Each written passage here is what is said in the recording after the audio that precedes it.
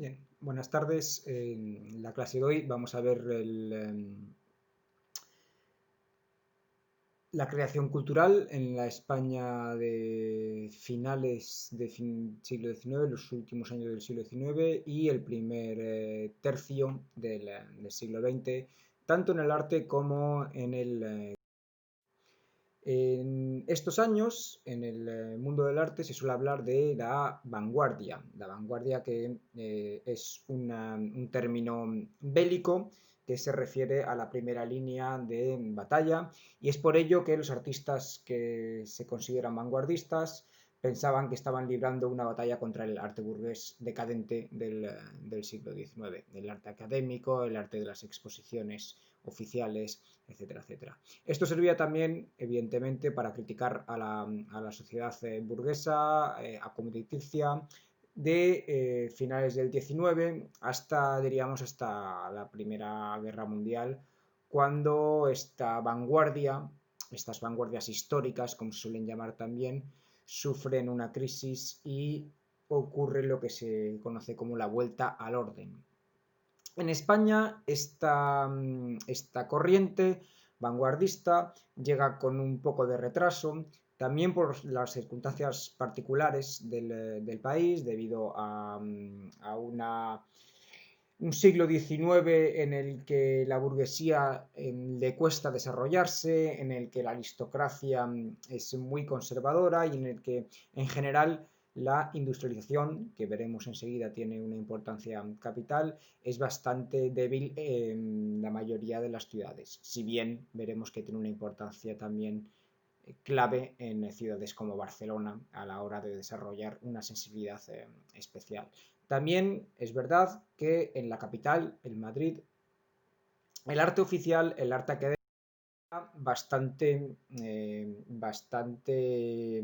estaba bastante esclerotizado. Lo típico era la pintura histórica, en el que se recreaban episodios de la historia de España, y eran por lo general este tipo de pinturas las que ganaban los distintos concursos, los distintos premios, que seguían por lo general siguiendo el esquema de introducción del artista a partir de la Escuela de Bellas Artes de San Fernando, como ya vimos que ocurría desde finales del siglo XVIII con Goya. Que España en 1898 entra en una crisis profunda debido a la independencia de Cuba, Filipinas y Puerto Rico, la guerra contra Estados Unidos, y es de ahí donde sale esta conocida como generación del 98. Generación del 98, por lo general, principalmente literaria, bien, de escritores de novelas, ensayistas como Miguel de Unamuno, que proponían una reflexión profunda en torno a la esencia española. Era una reflexión también bastante castellanocentrista, y es verdad que reflejaba un poco el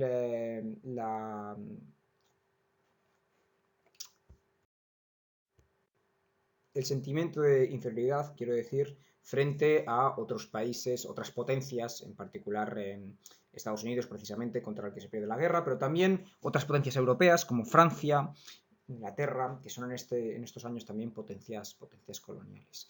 Este esencialismo español, este castellanismo, se traduce también en la pintura de autores como Zuloaga o como José Gutiérrez Solana, que vuelven, o más bien se centran en paisajes típicos de España.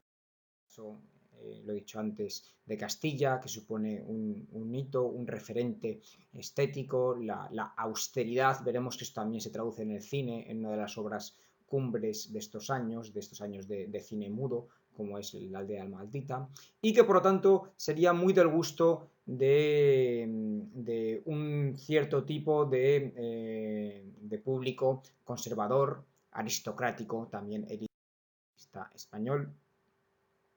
Vemos cómo Zuloaga repite estas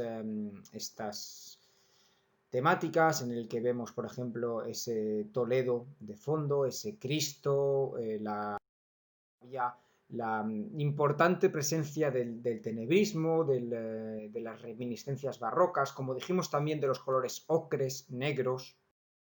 Gutiérrez Solana sería uno de estos artistas, aunque también mostraría una sensibilidad social, como en estos cuadros de Mujeres de la calle, que veremos tiene su importancia a la hora de apreciar este arte nuevo que empieza a aparecer también a principios del siglo XX, un arte que se quiere político, que veremos que hasta los años 30 no surgirá de manera fuerte, pero que Gutiérrez Solana quiere muestra, igual que Goya quiere mostrar lo popular, Goya para él es una referencia clave y se puede ver en varias de sus pinturas. Y con Gutiérrez Solana, perdón, tenemos evidentemente a Joaquín Sorolla que se hizo bastante famoso en este cambio del siglo, del XVIII, del XIX al XX, como el pintor, como dice ahora el programa de la Creación Interne, el pintor de la luz. Un trabajo post-impresionista o impresionista en el que luz y en particular las escenas típicas de su Valencia natal, pero eso será algo que desarrollará en la Hispanic Society de Nueva York, la estética más bien típica y tipista, podríamos llegar a decir, de España, pues se refleja en estas obras que hacen a partir de la segunda década del siglo XX, unos murales en los que se muestra también muy al gusto romántico las típicas del pueblo español. Aquí, por ejemplo, vemos la J. Sevilla, por supuesto, sería un motivo que se repetirá hasta 4 veces en este grupo de pintura. El tipismo y también, evidentemente, porque es lo que pedía el comprador en este momento. No queda duda alguna de el tipo de pintura que se reclamaba también como para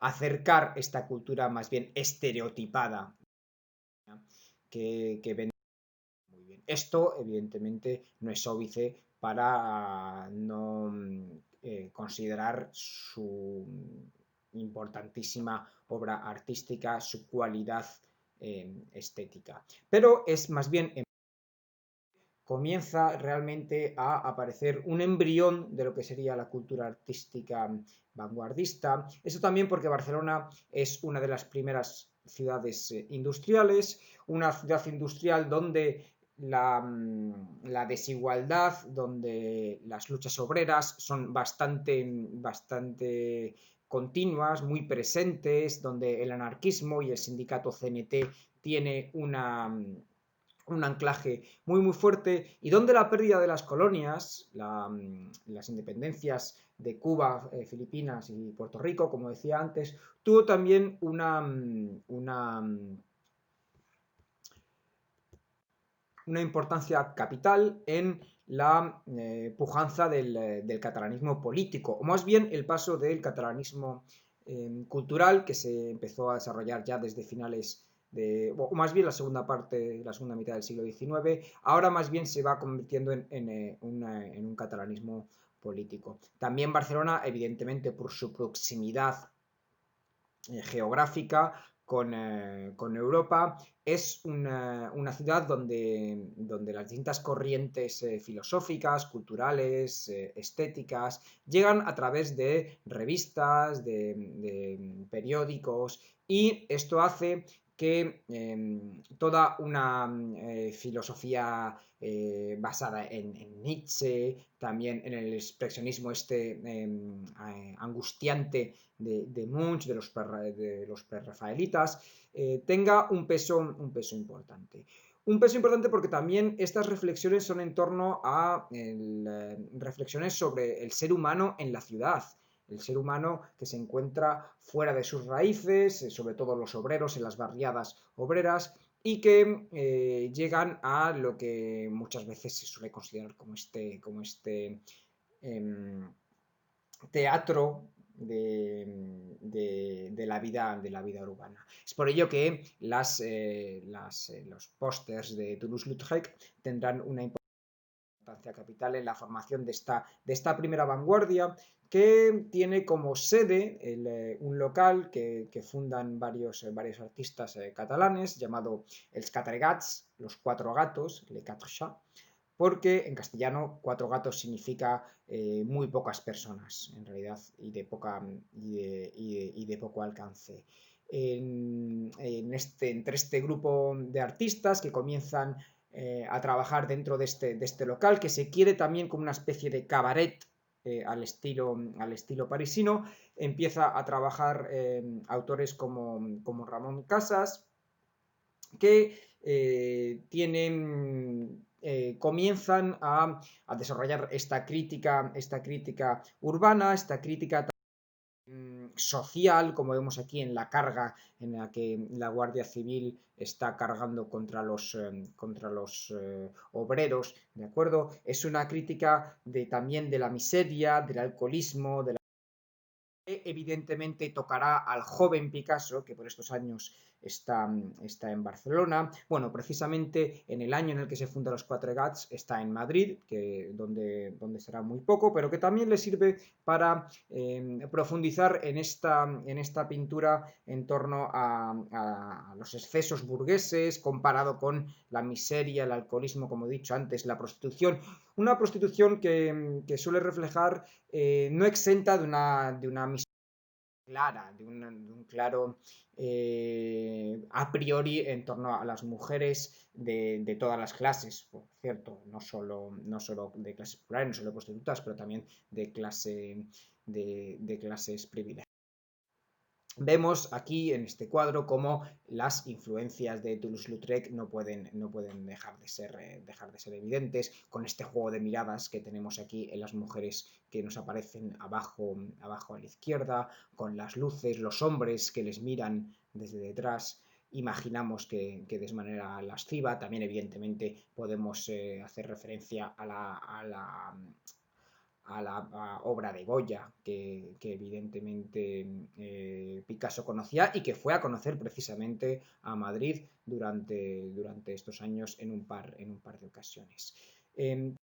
Uno de los primeros en llegar a París, no es el primero evidentemente, es uno de los primeros en llegar a París, pero en París se parte con un amigo suyo, Casagemas, que se suicida por una relación amorosa, y esto será un duro golpe para el joven pintor, que hasta entonces había hecho pinturas no solo críticas, sino también había hecho pinturas optimistas. Picasso es alguien que siempre está realizando, si bien, por ejemplo, ahora hablamos del periodo azul o del periodo rosa, es alguien que siempre pinta con distintos estilos al mismo tiempo. Es alguien que tiene una producción artística impresionante, dedica su vida a pintar, y al mismo tiempo que puede estar pintando un cuadro cubista, puede estar pintando un cuadro naturalista, un cuadro inspirado en un paisaje, etcétera, etcétera.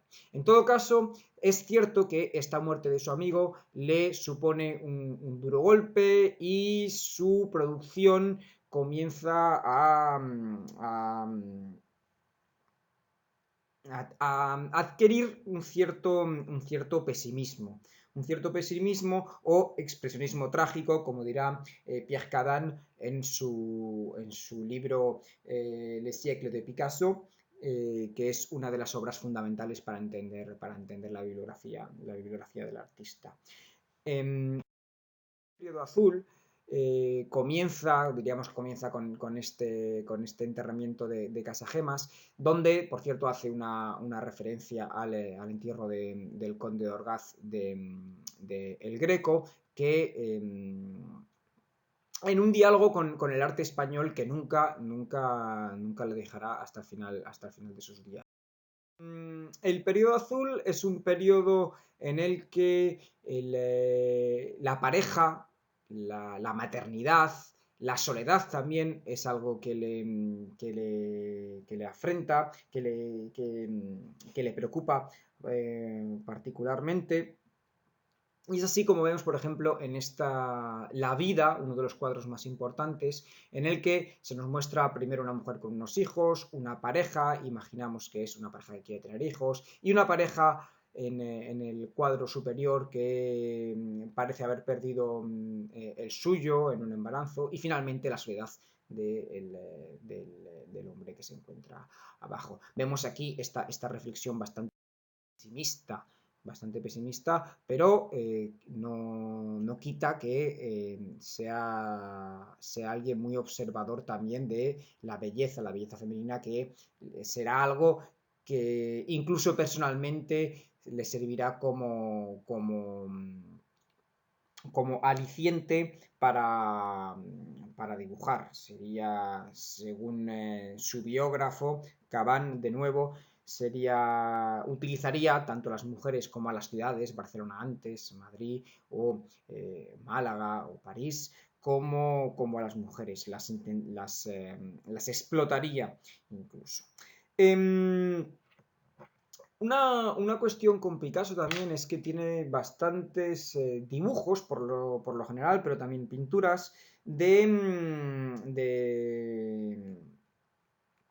carácter erótico que le sirve para confrontar, por ejemplo, la hipocresía católica, no solo en España, evidentemente. La hipocresía católica estaba también muy presente en el París en el que él vivía en este momento, y en el que evidentemente se veía también como esta Belle Époque escondía, era no solo hipócrita en el sentido religioso, sino también hipócrita en el sentido puramente económico, con la explotación de proletarios, de prostitutas, etcétera, etcétera. También hay que tener en cuenta que, por mucho que se hable de las vanguardias en el París de la época, el arte oficial no era para nada vanguardista, y los concursos oficiales sí se adscribían más bien a un arte más bien esclerotizado del siglo XIX. Lo que tenía París era la capacidad de albergar exposiciones en distintas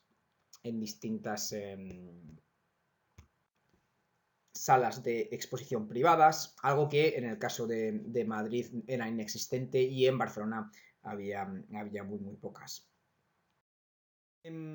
Se establece a partir de 1904 ya definitivamente en París. Hasta entonces había estado yendo de París a Barcelona y de vuelta a París. Se establece definitivamente a Barcelona, y es aquí cuando también comienza él a sentir este desplazamiento, ¿no? Él había nacido en Málaga, había estado en La Coruña, luego había pasado su adolescencia tardía en Barcelona, y ahora se encontraba lejos de su España natal, y esta idea de viaje, esta idea de itinerancia, se refleja también en este periodo rosa, en el que artistas,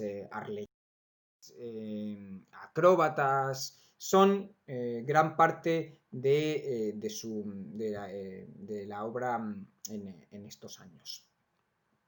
Años que también bastante productivos gracias a la aparición de mecenas, y particularmente a Gertrude Stein, pero también a Ambroise Vollard, en el que aquí he puesto en una obra bastante posterior, por cierto. Esto ya es una obra cubista que no veremos hoy. Consigue el favor de estos dos coleccionistas privados que le pagan por realizar trabajos, y esto también, pues bueno, le ayuda a salir un poco de este letargo de la época azul también por el frío que pasaba en París, algo que recuerda a él en bastantes ocasiones. También le permite viajar, tener una cierta independencia. Viaja a Horta, viaja a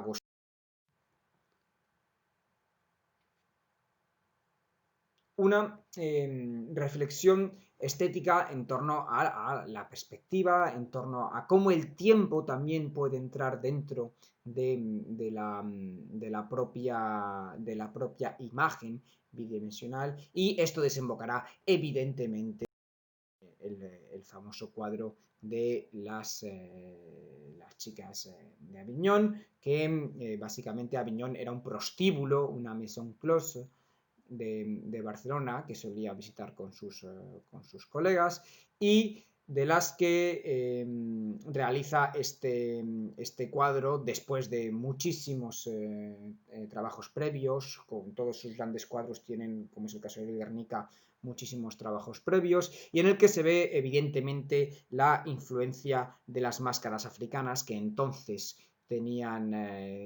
había protagonizado varias exposiciones en el París de la época, en el Louvre, y le influencia profundamente. Claro, hay que pensar que tanto las máscaras africanas, como esta vuelta al románico, como su añoranza por España, por su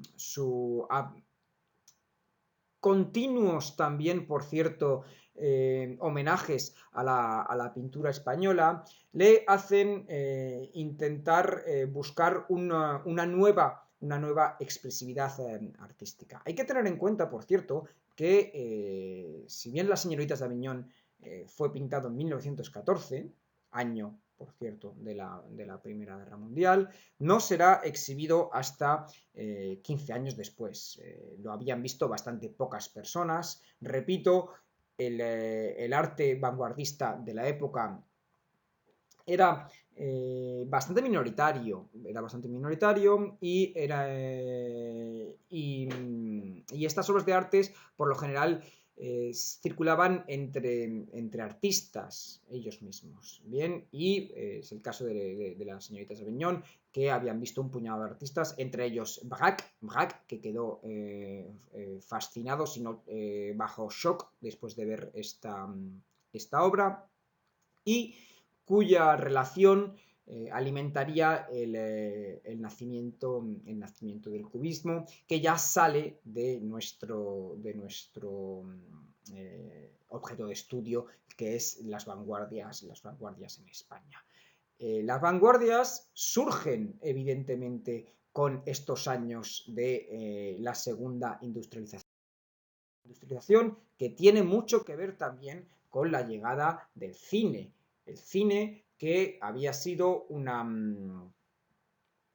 invención de los hermanos Lumière, y al mismo tiempo de Edison. Lo que hicieron los hermanos Lumière fue sacarla cuanto antes, sin llegar a tener resuelto el problema del sonido, ¿de acuerdo? Y también, claro, la ventaja de que se podía exhibir. Aquí tenemos la supuesta primera película española, en la que es una pelea en un café, que nos sirve para ver el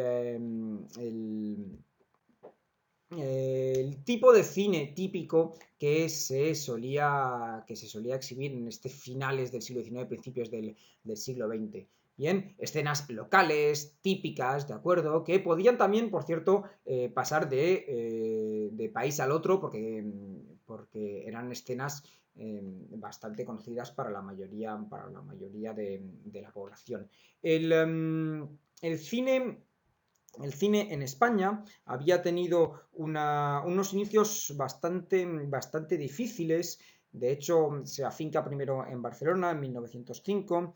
La inmensa mayoría de los autores españoles tienen que viajar a Francia o Estados Unidos para realizar sus películas. Es el caso de Segundo de Chomón, que sería uno de los artistas más originales también de esta época, siguiendo la estela de Méliès.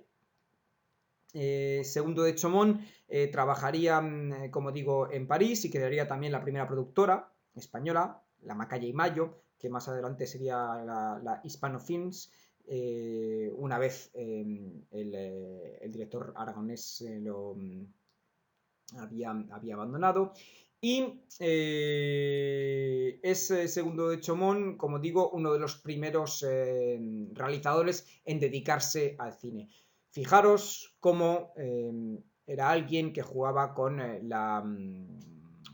la ilusión, con los efectos, podemos llamarlos especiales, a través de, en este caso es la pintura de los fotogramas, bien, vemos ahí la mujer en verde, los distintos efectos especiales es algo que será muy característico de su obra, bien, vemos desde estas primeras imágenes bastante simples a nuestros ojos de hoy en día, ¿de acuerdo? Pero hay que tener en cuenta que tenía que pintar en los años estos fotogramas uno a uno.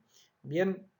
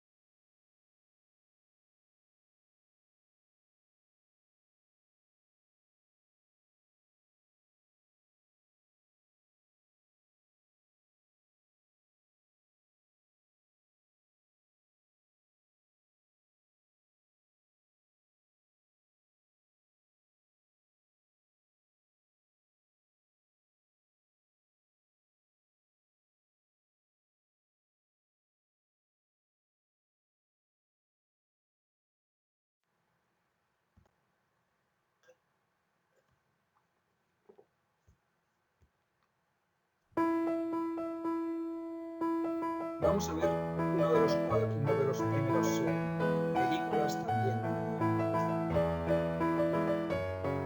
en el que está todo el metraje completamente dibujado en estos fotogramas.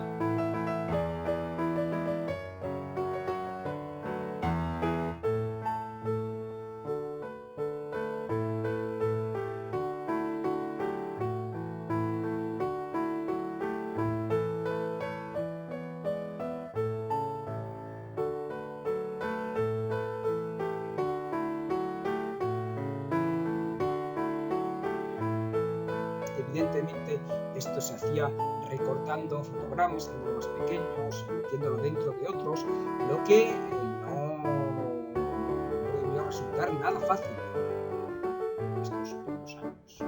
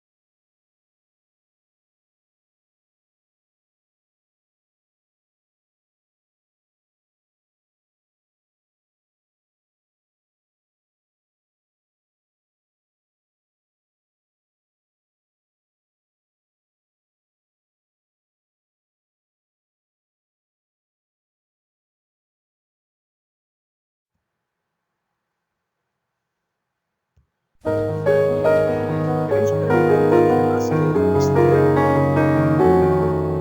este rodaje era un espectáculo de masas que iba a tener mucho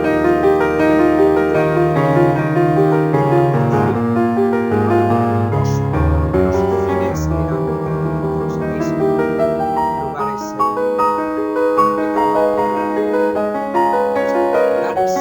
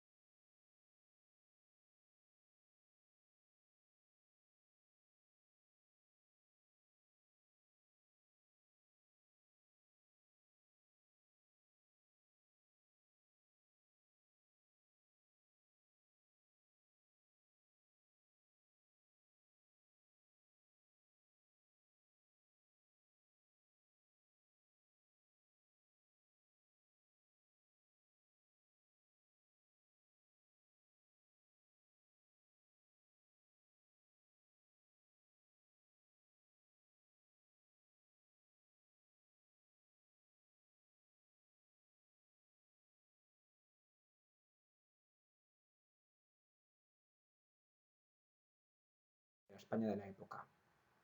Una España que en 1923 entra en el periodo de dictadura de Miguel Primo de Rivera, y un Miguel Primo de Rivera que él y su gobierno se dan cuenta de la importancia propagandística que tiene el cine, y es por ello que se realiza el primer congreso de cine español en 1928. 1928 es un año importante en la historia del cine debido a este congreso, un congreso que básicamente se hizo para poder competir, evidentemente este poder no se hizo posible poder competir con Estados Unidos, pero tenía la voluntad de crear una industria a través de una legislación proteccionista, ampliar el mercado hacia América Latina, evidentemente, pero también atraer al público extranjero hacia España y en general a los extranjeros hacia el país. Es por ello, por ejemplo, que se crea el Patronato Nacional de Turismo en 1928, que comienza también una serie de documentales, unos documentales que tenían un interés promocional sobre distintos lugares de España. Y también en 1928, importante en la historia del cine español, es cuando se crea el primer cineclub de la mano de Buñuel y de Jiménez Caballero. Veremos la importancia de Jiménez Caballero también en el inicio del cine.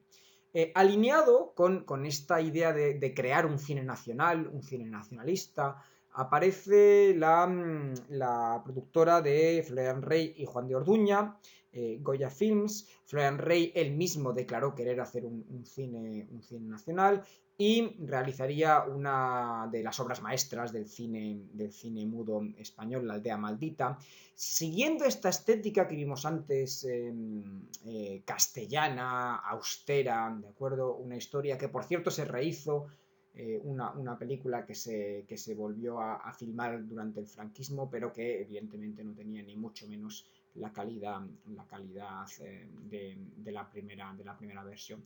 Hay que contar también la historia de Benito Perojo, un autor que comenzó muy pronto en el mundo del cine. Fue educado en Inglaterra y comienza filmando asuntos cómicos, y hace enseguida en Madrid una de las primeras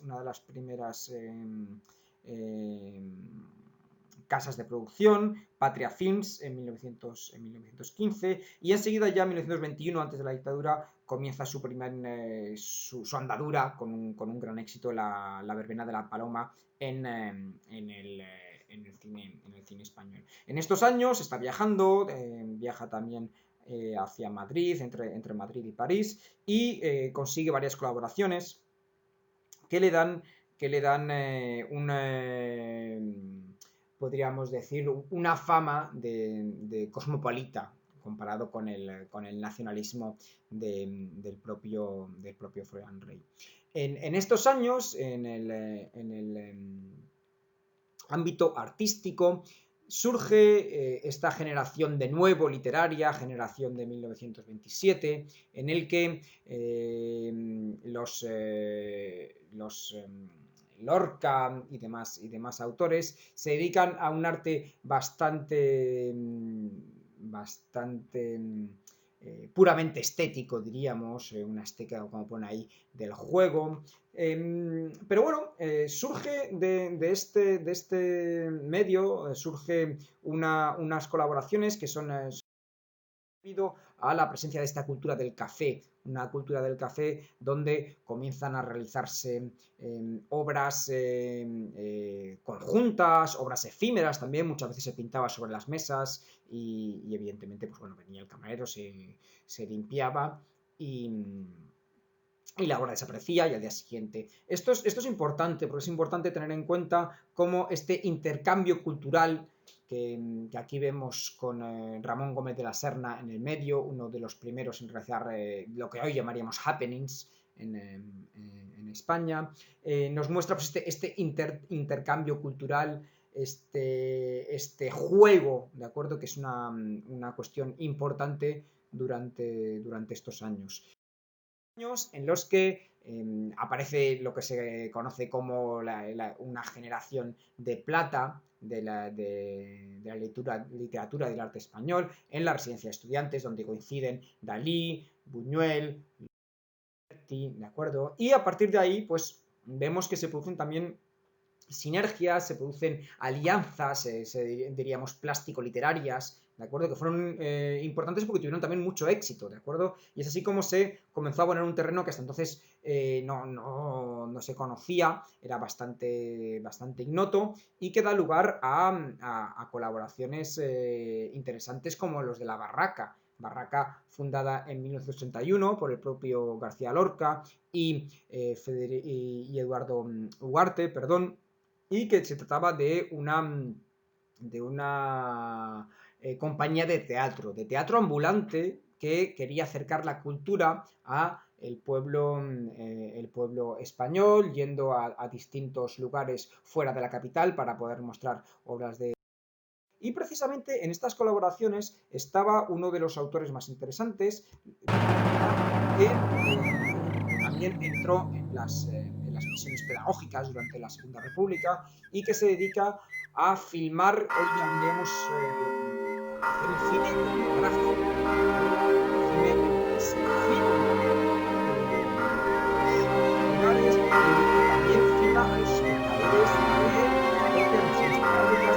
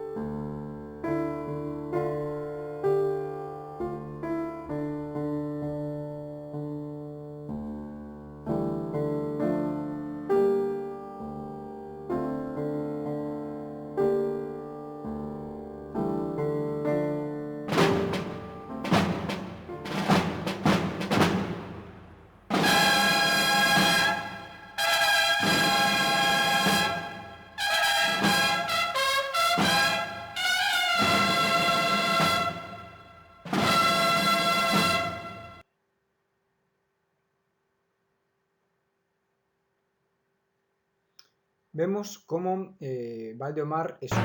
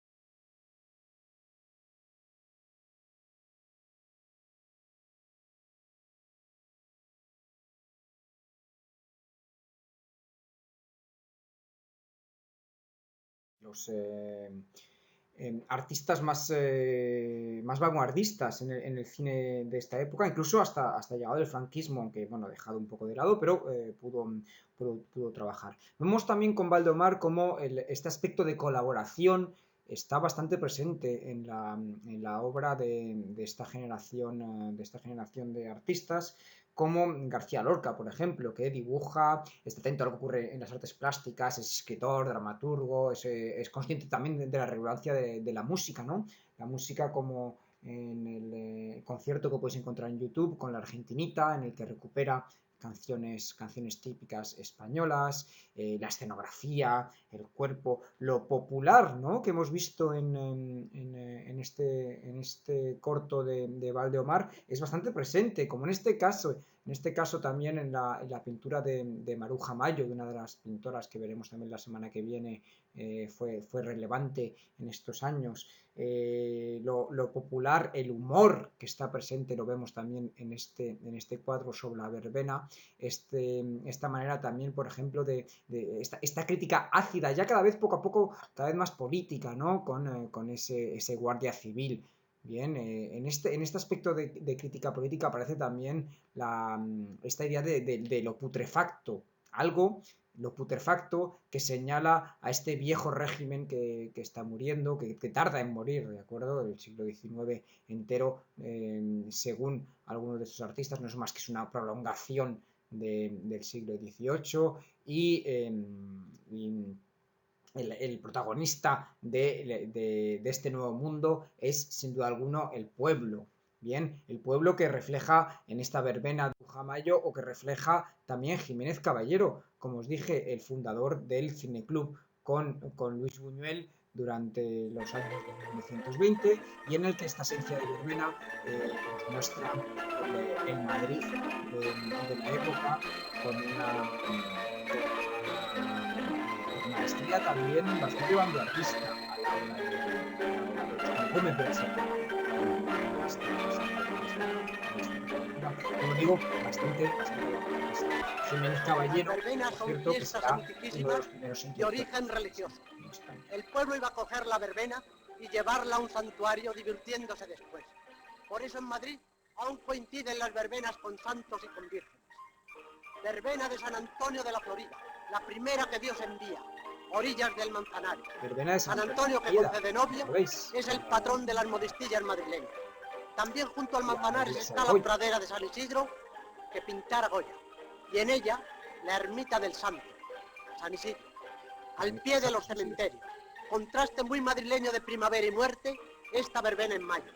San Lorenzo y las cigarreras, en el barrio de la fábrica de tabacos, protegiendo con su santa parrilla el rastro o trapería de la ciudad, San Lorenzo es el aviso de que la vida, aun cuando se baile en ella, es humo, como su santa parrilla, como el rastro y el tabaco de las cigarreras.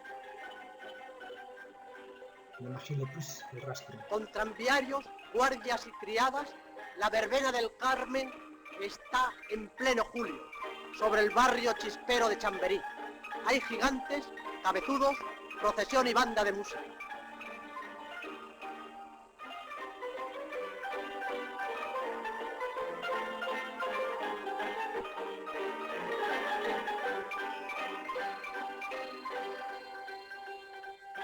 Ya en agosto, la verbena de la Paloma en la Puerta de Toledo se dedica a la Virgen de los recién nacidos, como a la antigua diosa Diana, de Roma.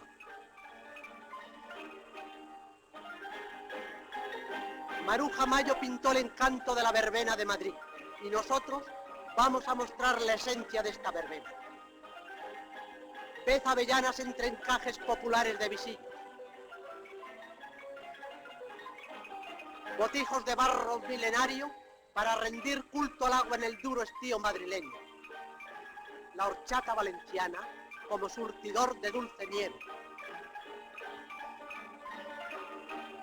Y todo envuelto en ardiente polvo y en el no menos ardiente sonar del organillo, pues el organillo es el alma apasionada de la verbena madrileña.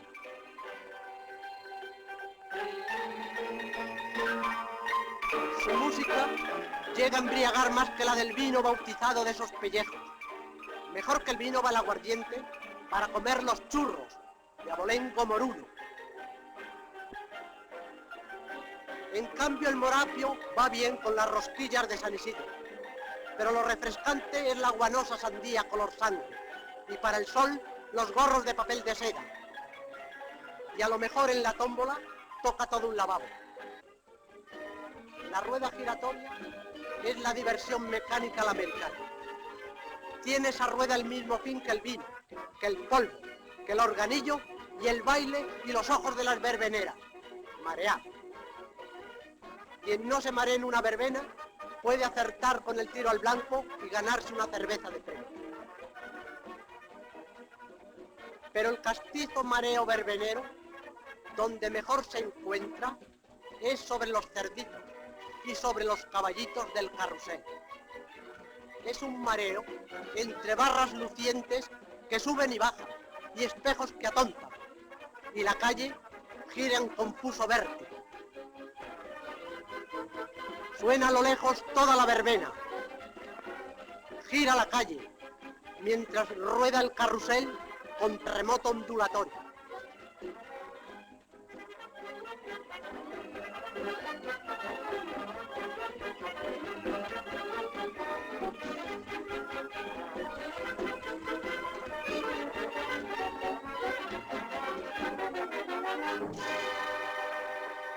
En la verbena hay seres inocentes y abnegados que pasan y pasan ofreciendo su cabeza por unos céntimos. Podéis tronchar esas cabezas a pelotazos, con crueldad de verdugos. Hay también otros más tiesos y con chisteras, desafiando vuestra puntería valientemente. Ahí tenéis a don Pablo, a don José y al gran don Quintín Ramón Gómez de la Serna y a Ricardito. Vemos aquí a Ramón Gómez de la Serna con este juego humorístico que, repito, era algo bastante presente en estas obras de los años 20. La semana que viene entramos con los años 30, con la República, ¿de acuerdo? Y hay escenas sorprendentes con la llegada del cine sonoro. Si queréis hay el continuar de ver que se juega su propia cabeza. Este vídeo está disponible en YouTube. En el sitio de la Biblioteca. Hay el fotógrafo desesperado que no logra retratar la desesquiva dama. En unos días por aquí. Y hay un... Hasta luego.